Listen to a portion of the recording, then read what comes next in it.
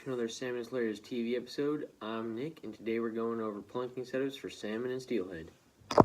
First things first, we're going to talk rod and reel selection. I prefer to go with 8.5 or 9 foot bait caster setup with 20 to 30 pound monofilament or braid.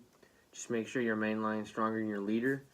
I prefer to use a bait caster or round reel because I just feel like you get more power and more control over the fish, as opposed to using a spinning reel like you would for float fishing or spinner fishing. Now we're going to get into the rigging setup, and the whole tactics behind a plunking setup is really simple. You're casting weight in a lure or bait out into the current, and the weight settles down to the bottom and your current stays there. So instead of approaching the fish or finding the fish, you're letting the fish find your presentation. So to start off with, we're going to find a slinker slide.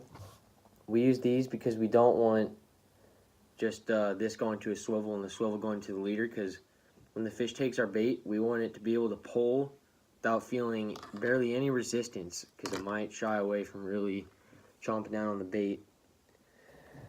So next, we're going to tie it to a swivel, just a barrel swivel, not anything with a clip. To do this, we'll just use our standard proof clinch. Pinch 1, 2, 3, 4, 5 wraps through the hole, down by the eye, and then back through the loop you just created. Wet the knot. Pull that tight. Trim the tag in, but this is just a tutorial. So next thing, you're going to take a pre-tied 3 or 4/0 hook if you're going for kings or coho. You can size it down if you're going for trout. Size down everything if you're going for trout or a cutthroat, and maybe just a little bit for steelhead. But you're going to want like a 3 or 4 foot leader.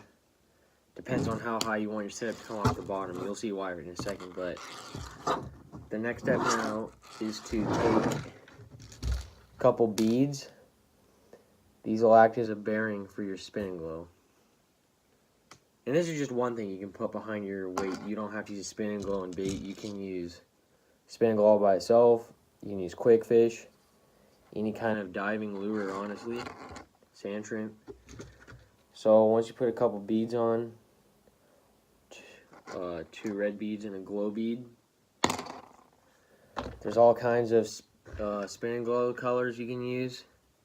Just find out what's working in your river in different sizes for different targeted species. So you put the cone in down toward the hook. What's going to happen is this is going to come up and float behind your weight. So you're going to get a little bit of lift off the bottom, and this is just going to be churning in the current, attracting the fish. And then you can run a stinger hook if you want. You got to check your regulations. Then you got to check if you need to pinch your barbs. And then always tie bait loops on these so you can put some egg or a sand shrimp in there if you want. So I'm going to tie this off to the swivel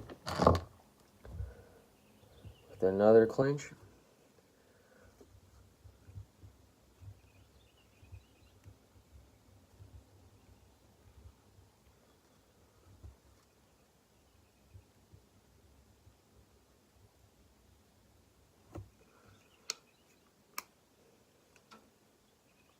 Just like that. So what you have now is you have your main line going through your slider, going to the swivel, going through your leader to your spinning glow. And now comes your weight selection. On your slider, you should have a little snap. And this is where you're either going to choose something like a little 1/2 ounce, 1 ounce egg weight if you're fishing trout, something really light current. Fishing salmon or steelhead, you can step it up to these pyramid weights. These will dig into the mud or gravel on the bottom.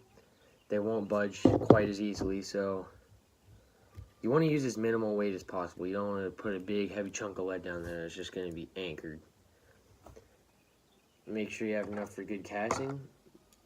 So this is just like this. And there's really all kinds of colors, but one thing we recommend is you keep your leaders pre-tied to something like a leader feeder. It'll make it super easy. And you won't have to fiddle around with tying them at the river. That's just a waste of your time. So another quick tip I always tell people is if you're going to be fishing at night, or you're going to be sleeping and fishing, or you just don't want to sit there and watch your rods all day, honestly, super intensely. I'm doing this inside, so get one of these fish alarms. It's a little thing, clips right onto your rod. If I can get the line straight, just like this, clips on.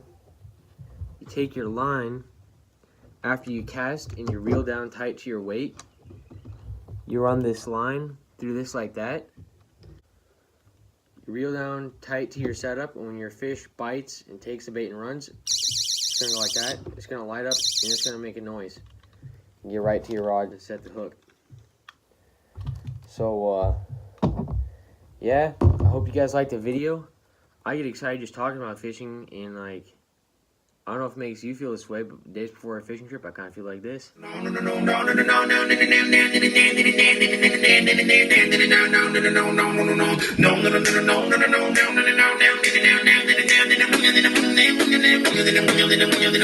Come on, right.